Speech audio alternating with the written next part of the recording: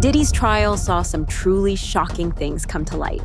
Some of them we knew for years and had confirmed, others, we had no idea things were this bad. So today we're going some truly horrific secrets that were exposed at Diddy's trial.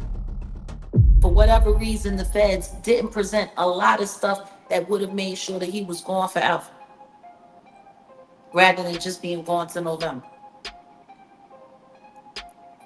And it's not going to be November. See, that sentencing is coming. Maybe that's really the problem. Maybe that's why people got so much to say about whistleblowers and truth tellers. Maybe y'all need to find a way to drag us all the way down and to drag us all the way to filth. You think that that's going to be the thing that springs the diddler from the pigeon coop he's being held in.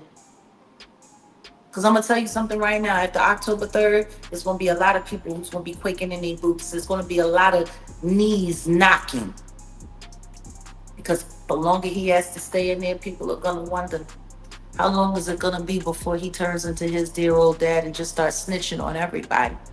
Let's look at the first bombshell to nuke the courtroom. In court, one of Diddy's former bodyguards revealed something jaw-dropping. He claimed he personally saw Diddy sit down with stacks of cash, $100,000, to buy and destroy a USB drive. On that drive, allegedly damaging footage from a hotel security camera showing him and Cassie during a troubling night. The bodyguard swore he watched Diddy count the money out by hand to make sure the deal went through. But even though the payment was made, the video didn't stay buried. It resurfaced years later and has now become a centerpiece of the entire case. Jurors reportedly leaned in when this detail was shared, realizing it could be one of the strongest pieces of evidence. But Jaguar Wright in particular thinks that the vast majority of evidence never actually made it to the trial. His job of people in the Shluminati is to pretend like none of it's real, to pretend like none of it happens, to keep the secret, to make it all seem like, oh no, that's not happening, that's not happening, that's not happening. Isn't that exactly what's happening now? Sorry. HSI runs up onto multiple properties, and they collected all kinds of things that never made it to that courtroom, did it?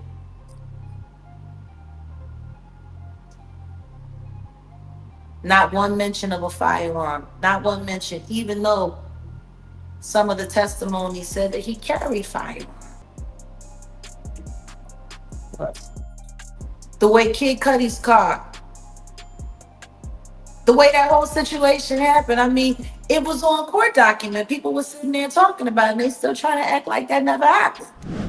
In fact, things seemed so solid that even a Homeland agent testified against Diddy. Homeland Security agent that raided Diddy's Miami house is testifying against him. He didn't get a lot of time on the stand today because court is about to end, but we will go ahead and talk about what he said, and then I will add these parts into his full testimony tomorrow. They asked this Homeland Security agent what time they raided Diddy's Miami home, and they said after 3 p.m.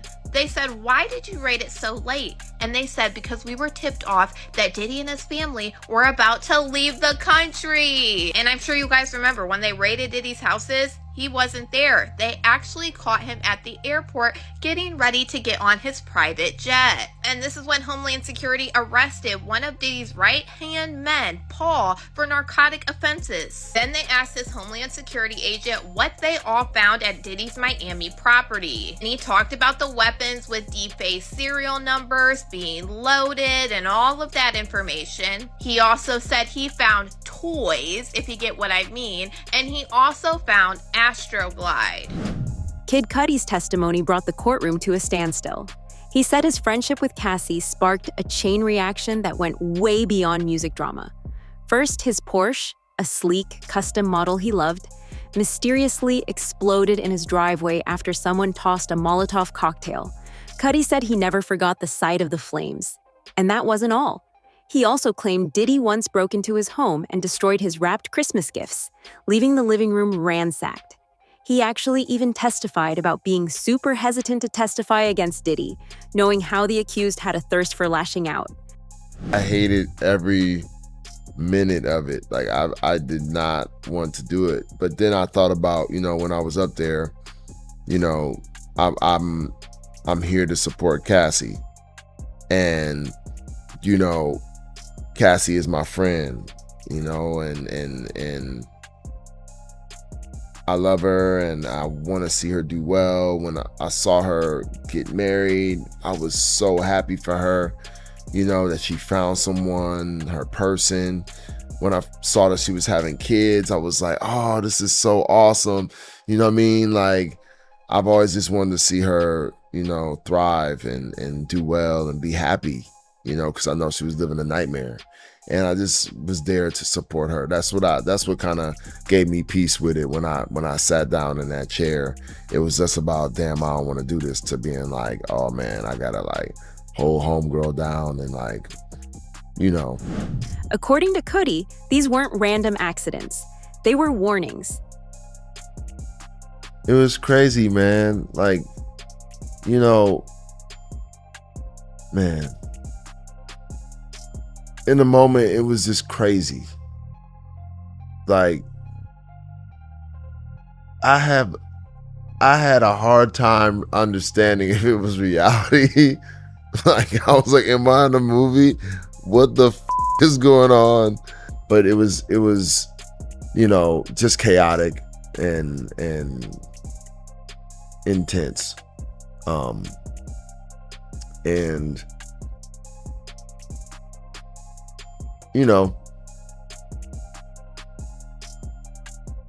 I wasn't like I was already out of my mind dealing with my own personal shit.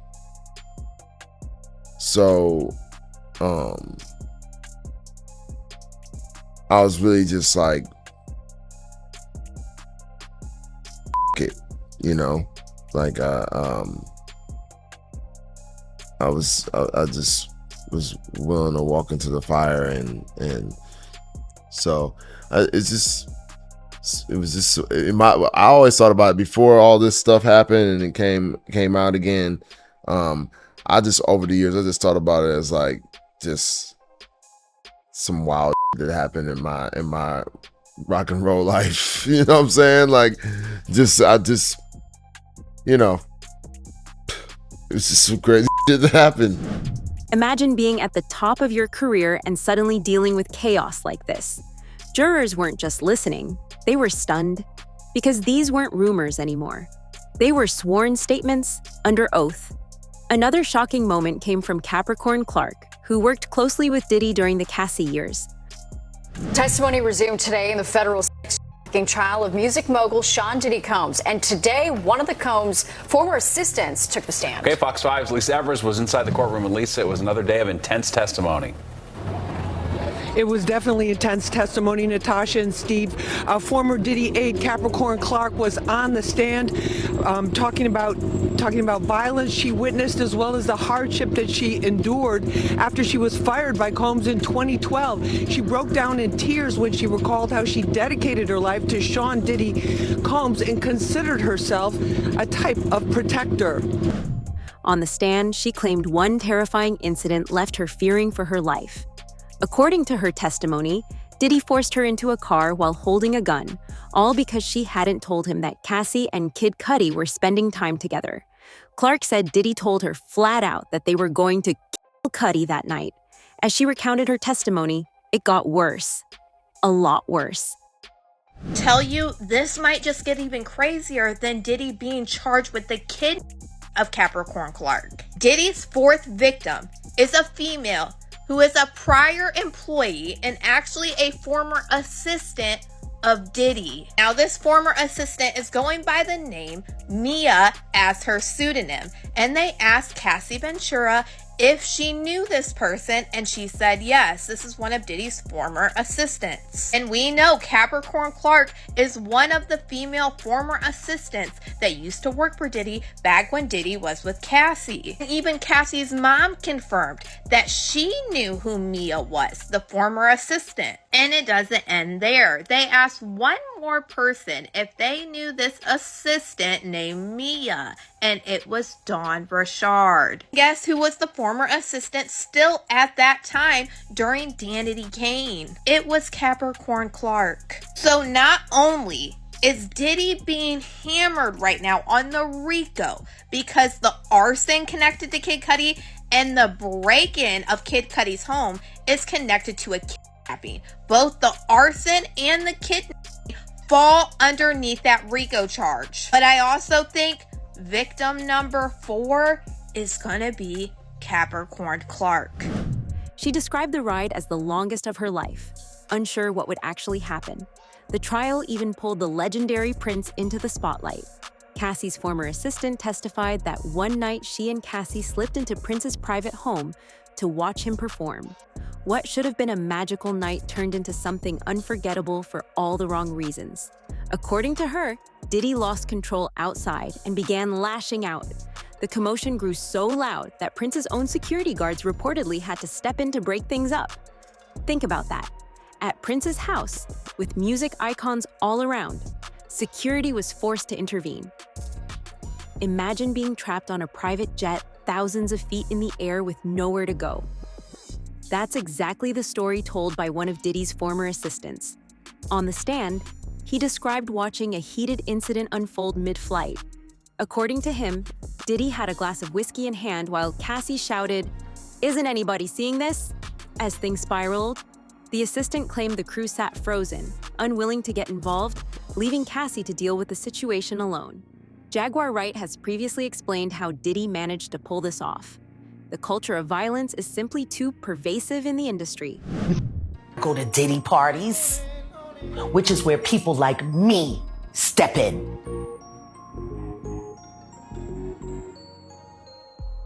To walk mother out! Cause ain't nobody stopping me when I come. Why would they talk about it? Who is there to go to? Who's gonna help them? What HR department do you know of that works for any of these labels? Yeah. When have you ever heard of a sexual harassment suit being publicly acknowledged in the entertainment industry at all? Never. Not in entertainment. Tupac. Remember that one? That was. He was the only one. Yeah. He saw how that turned out. Yeah. No, guilty. That's why they do it. To make you an example. To remind you what they're willing to do to keep things the way they want them. It's intimidation. Can't go to the authorities. They're all bought and paid for. You could try to get a special prosecutor, but they'll just pay somebody to reassign him to another case. If this trial wasn't already sounding like a Hollywood movie, here comes the Suge Knight chapter. A former assistant testified that a late-night trip to a Los Angeles diner in 2008 almost reignited the East Coast-West Coast feud. How does it go on for so long?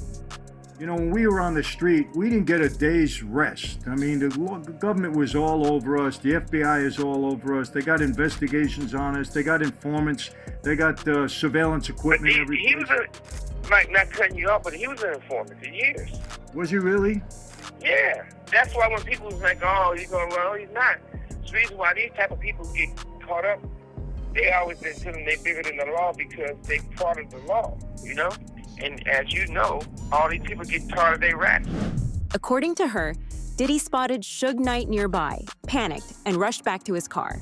She said he armed himself with not 1, but 3 guns, preparing for what he thought could be a dangerous showdown. Luckily, nothing came of it, but just the idea of a chance encounter spiraling into violence had the courtroom buzzing. For many, it was a reminder of all the bad blood between Diddy and Suge. Gene Deal has revealed that Diddy always hated Suge for getting with his baby mama. So Eric Sermon, he was the reason why, Diddy was beating me Yeah, that's crazy, man. I didn't know that, man. And she was talking to Suge Knight at one point, right? Oh yeah. Oh yeah. We had just got through, I think we were looking for Kim. And Kim wasn't home. So if Kim not home, we don't go home. So we jump into club after club after club until Diddy finds her. So then he'll have the babysit call her and find out where she at or whatever, this, that, and the third.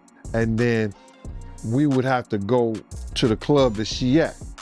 And he wasn't even, well, he never stopped dating Kim. No, I don't care who he was with. It could have been with J-Lo. It could have been with whoever.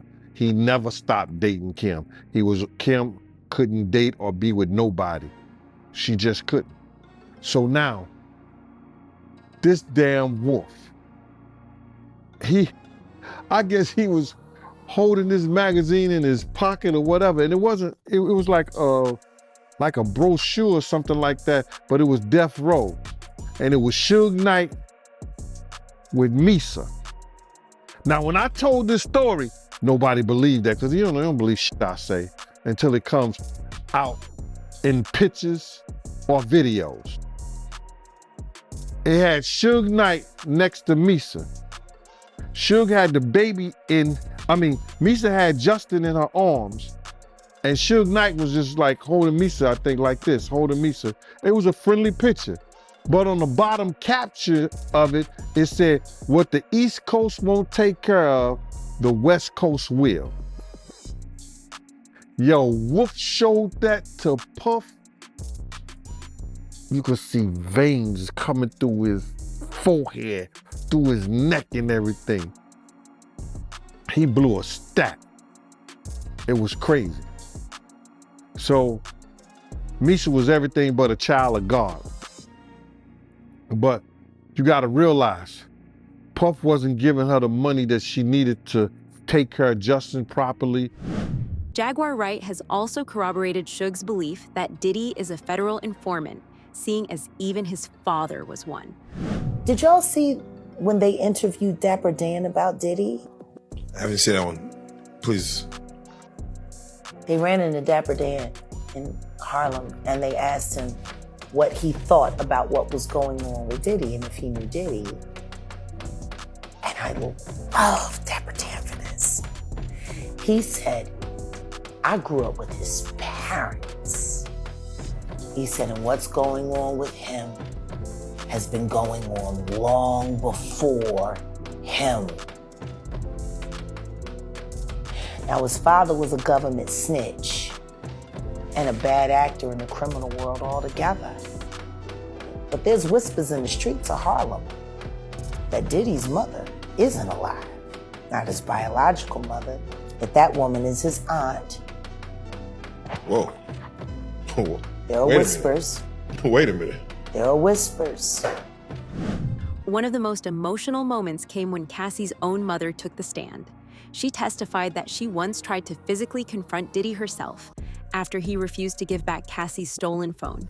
But it didn't stop there. From Cassie Ventura's mother, Regina Ventura, which I think was really important here. She corroborated almost, exactly to a T the testimony that Cassie gave regarding Sean Combs's potential and threat to release 2 sex tapes, one on Christmas Day. She also corroborated that she had actually taken pictures and photographs of Cassie's abuse. So that goes a really long way in terms of corroborating and bolstering Cassie's testimony. These are contemporaneous reports to her mother about what had happened. That's really powerful evidence, so much so that the defense didn't even attempt to cross-examine her. She also said she personally saw the aftermath of his behavior, noticing marks and bruises on her daughter's body. For jurors, this testimony cut deep. It wasn't just friends or coworkers talking anymore. Even members of Diddy's own music groups are testifying. Dawn Richard, once part of Danity Kane, told jurors about a shocking night at Cassie's apartment. According to her, Diddy lost his temper over something as small as eggs not being cooked fast enough. She said he dragged Cassie upstairs, while Richard stayed frozen in fear. Hours later, Richard said Diddy returned with Cassie, handed both women flowers, and Issue told her people, "Go missing" when they talk. Her testimony made clear how power and fear often walked hand in hand. It also put into perspective just how far Diddy was willing to go to suppress the truth. We know he already did it successfully in the Shine trial in 1999. Because I remember the story was after it happened, everyone ran out. Diddy and J-Lo jumps in their car, and Diddy has the gun on him, and he tries to bribe the driver. He throws it out, and it lands on a guy's car.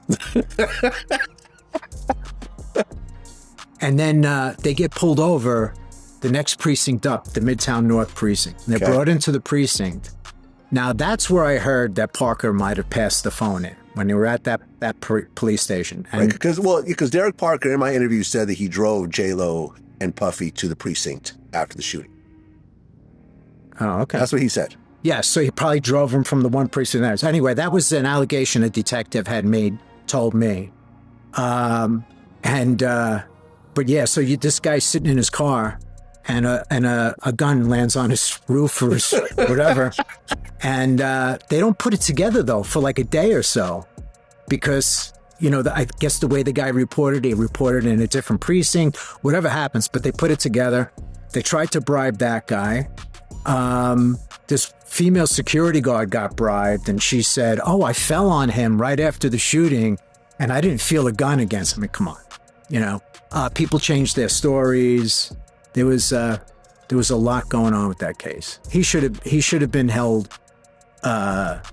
accountable for what went on in that club. Right, because I remember when the police started the whole thing. Well, did he start it, or? Yeah, I had heard that a bunch of guys were basically confronted Diddy and Shine and said something effectively, "Yeah, we got money too," and they threw a bunch of money at him or something like that. Diddy bumps into one of the guys. Okay. Doesn't say he's sorry. He's not apologetic, and from there it escalates. It was over a bump. Yes. A shooting over a bump. That's crazy. Shine went to prison for something he shot a gun, I guess, but he didn't actually shoot anybody. So you're saying that if this trial went the way things actually happened, Shine would have potentially not done the prison time that he did? Well, I think they all would have done time for possession, everything else. But yeah, he kind of took the brunt of it. I'll send you the clip. You can throw it in. Yeah, it was these guys put their hearts and souls into that case, only to have it lose control of all their witnesses through intimidation and offers of money and everything else, and and then you can't really prove it, so it was kind of devastating to them.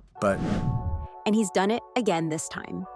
Cassie's testimony was perhaps the most haunting part of the entire trial. She described being pressured for years to arrange and participate in disturbing private gatherings with male escorts, events she said Diddy called freak-offs. According to her, he would film these encounters, sometimes in hotel rooms, and even humiliate her afterward. Many people have since speculated that this was an elaborate scheme by Diddy to gain dirt on powerful people. Oh, they knew where he was at. They got your phones tapped. They're gonna stop your flights or whatever. They knew exactly where he was at. I don't think that when they have a warrant, a search warrant for a residence is not for a body. If they had one for a body, they would have brought it in. Now, if they would have went there and they found guns, drugs, and Diddy was there, they would have brought him in.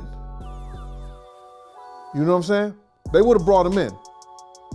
Like they brought his sons in. And then they want to know, well, why are these unlicensed guns in the house? Who drugs do these belong to? All those things like that. But a lot of people probably believe that, they just want to know, and the government want to know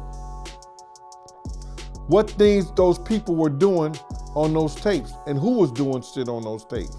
Because I heard they found like 250 cameras or something like that. That's what they say. They said they found a lot of cameras. Right.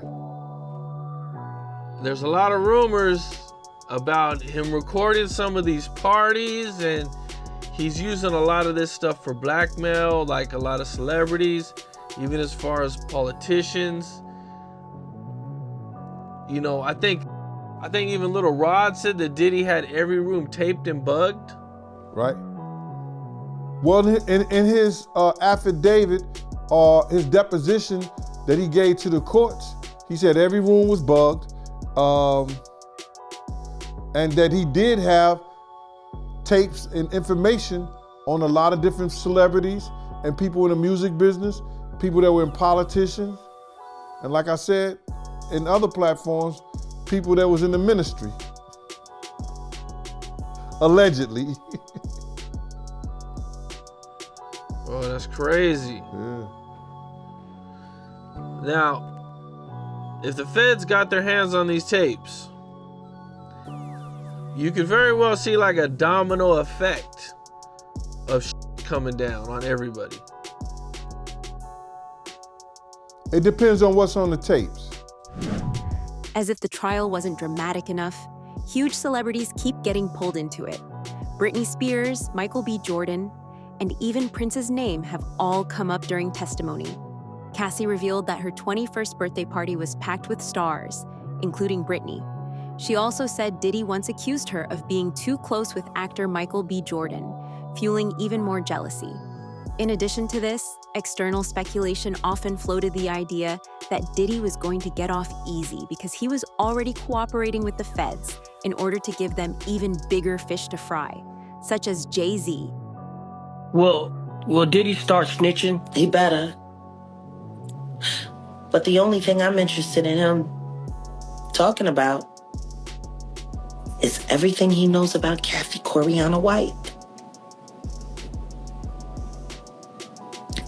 See, I know you know what happened to Corey. Diddy, I know that. You and Jay-Z down in Vegas at Tao with Claudia. Why don't you just talk about Cassie? That might help. That might help a lot. Kathy Coriana White, Jay-Z's pregnant mistress, who died 24 hours after she announced that she was going public with their relationship and the baby while he was married to Beyonce.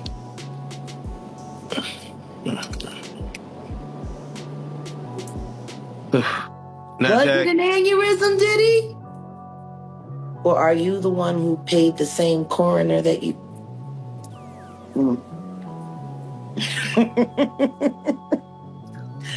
Oh, Diddy, you should talk.